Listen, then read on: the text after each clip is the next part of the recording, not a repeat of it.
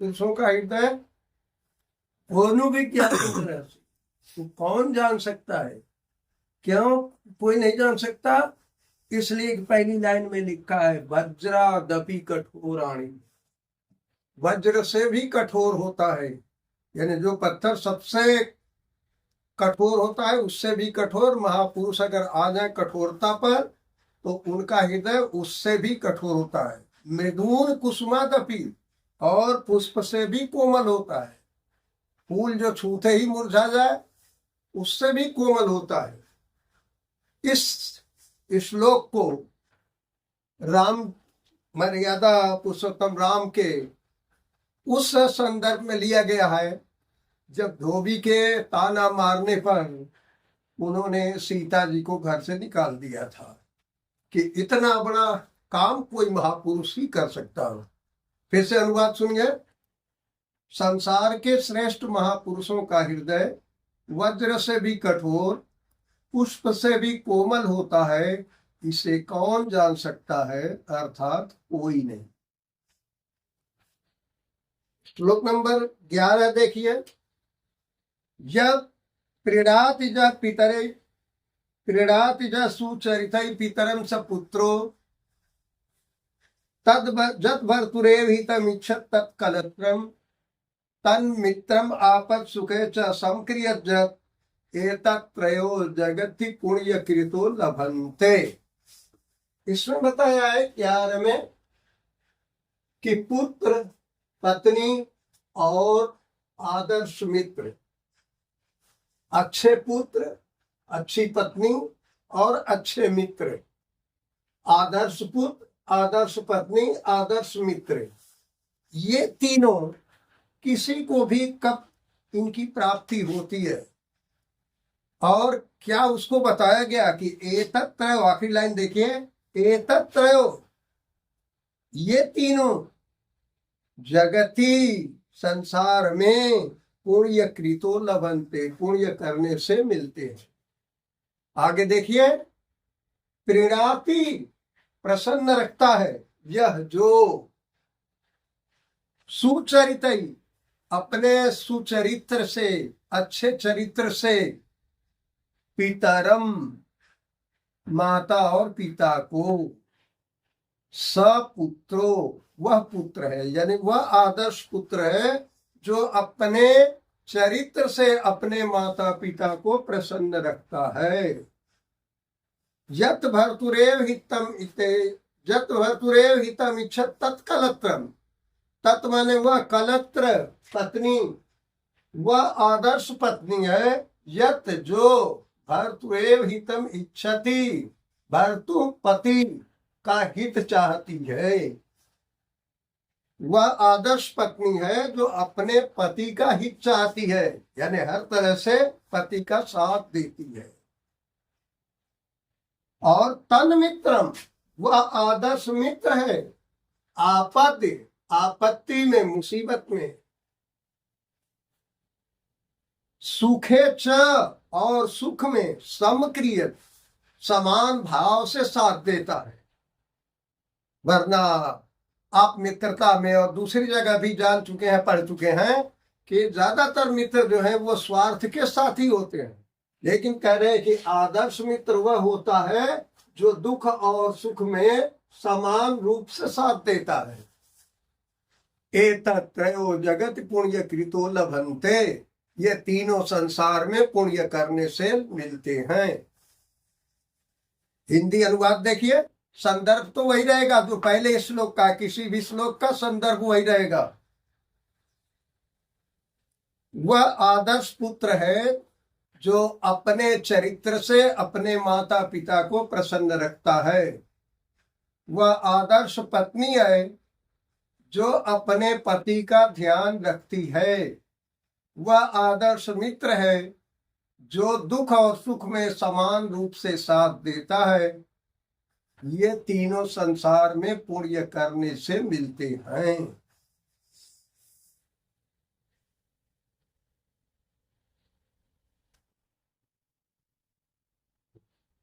आगे देखिए श्लोक नंबर 12।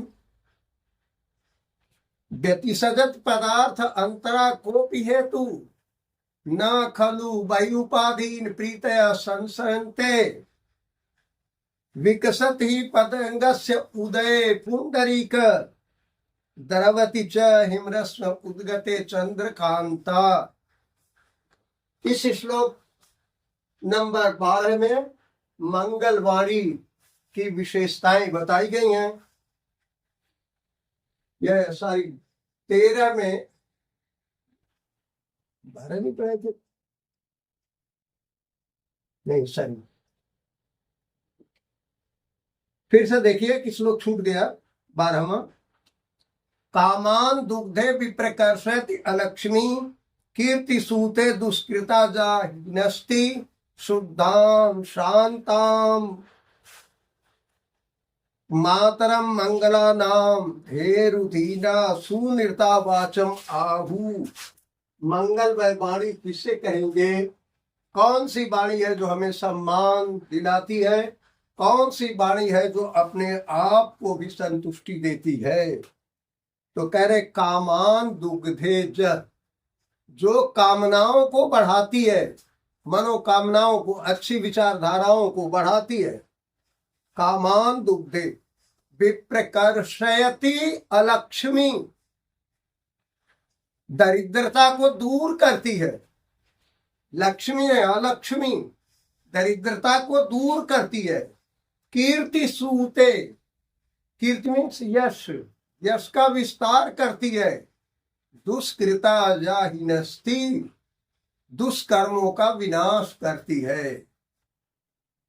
शुद्धम शांतम, शुद्ध शांत, मंगला नाम मंगलमय, ऐसी शुद्ध शांत मंगलमय वाचम वाणी को धेनु मातर धीरम आहु, धैर्यशील महापुरुषों ने गाय माता के समान कहा है।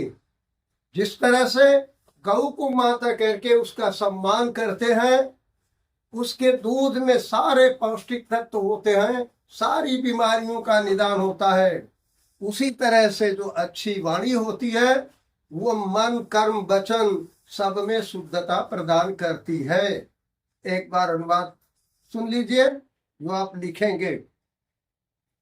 जो कामनाओं को बढ़ाती है, दरिद्रता को दूर करती है, यश का विस्तार करती है, दुष्कर्मों का विनाश करती है, शुद्ध शांत मंगलमय वाणी को महापुरुषों ने गाय माता के समान कहा है।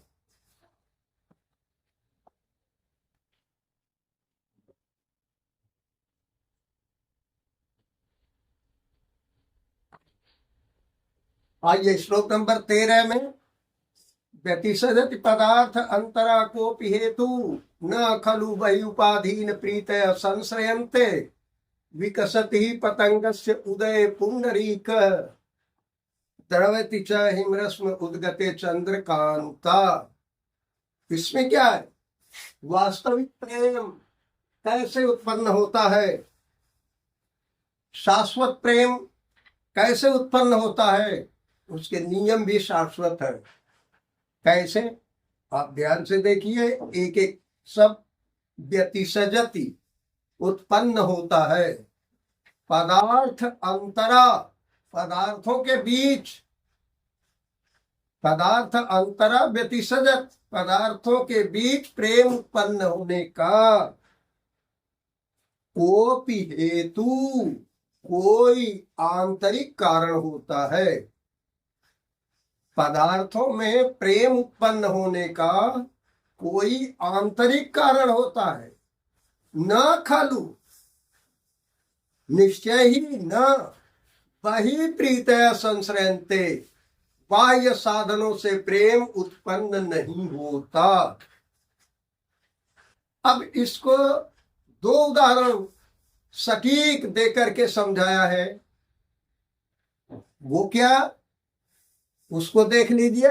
विकसत ही पतंगस्य उदय पुंडरी, पतंग माने सूर्य, पतंगस्य उदय पुंडरीक विकसति, सूर्योदय होने पर ही कमल खिलता है। देखिए सूर्य और कमल का प्रेम, अगर सूर्योदय न हो तो कमल नहीं खिलेगा, वैसे उसकी पंखड़ियां बंद रहेंगी। द्रवति च हिमरस्म उद्गते चंद्रकांता, और चंद्रकांत मणि चांदनी रात में ही द्रवित होती है। हिंदी अनुवाद देखिए, पदार्थों में प्रेम उत्पन्न होने का कोई आंतरिक कारण होता है, निश्चय ही बाह्य कारणों से प्रेम उत्पन्न नहीं होता। सूर्य के उदय होने पर ही कमल खिलता है, और चंद्रमा के उदय होने पर ही चंद्रकांत मणि द्रवित होती है।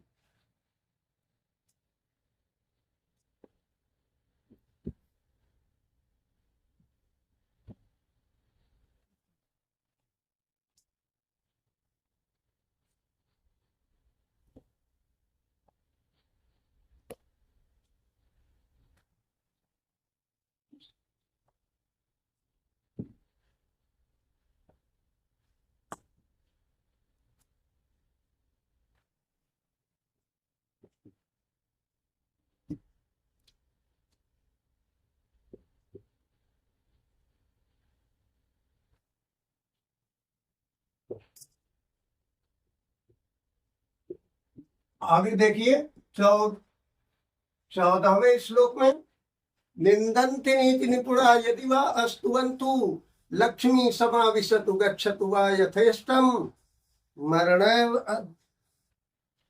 अद्यैव वा मरणस्तु युगान्तरे वा न्यायात् पथ प्रविचलन्ति पदम न धीरा। धैर्यशील लोगों के लक्षण क्या होते हैं, उनके बारे में लिखा है कि उनको किसी चीज की परवाह नहीं होती है। वो अपनी आत्मा के, अपनी अंतरात्मा के, अपने विचार के धनी होते हैं, दृढ़ निश्चयी होते हैं। क्या है? निंदन्ति, निंदा करें। नीति निपुणा, नीति में निपुण लोग या नीति के ज्ञाता।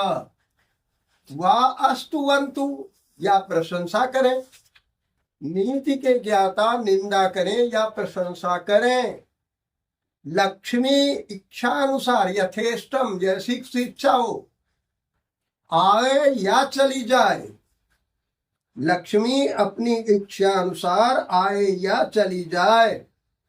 अद्यैव वा मरणस्तु, आज ही मरना हो। वा युगांतरे, या एक युग के बाद, ये बहुत समय के बाद। चाहे मृत्यु को आज गले लगाना हो या एक बहुत समय के बाद। न्यायात् पथः, न्याय के मार्ग से। न्याय का मार्ग क्या है, कैसा है? न्यायात् पथः प्रविचलन्ति, विचलित नहीं होते। पदम, एक कदम। धीरा, धैर्यशील। धैर्यशील लोग न्याय के मार्ग से एक कदम भी विचलित नहीं होते। यानी उनके साथ जितनी भी बातें आ जाएं, वो किसी की नहीं सुनते। उनके लिए संयम नियम ही सब कुछ है। अनुवाद देखिए, नीति के ज्ञाता निंदा करें या प्रशंसा करें। लक्ष्मी आए या इच्छा अनुसार चली जाए। आज ही मरना हो या एक युग के बाद। धैर्यशील लोग न्याय के रास्ते से विचलित नहीं होते। आइए लास्ट और 15वां श्लोक देखें हम। इसमें कटु वचन के दुष्प्रभाव, यानी अगर हमारी वाणी में कटता है, हमारी वाणी मधुर नहीं है, दूसरे के लिए प्रिय नहीं है, तो वो अपने लिए भी प्रिय नहीं हो सकती। उसको लिखा है ऋषयो राक्षसीम आहु। ऋषयो, ऋषियों ने राक्षसीम आहु, राक्षसी कहा है।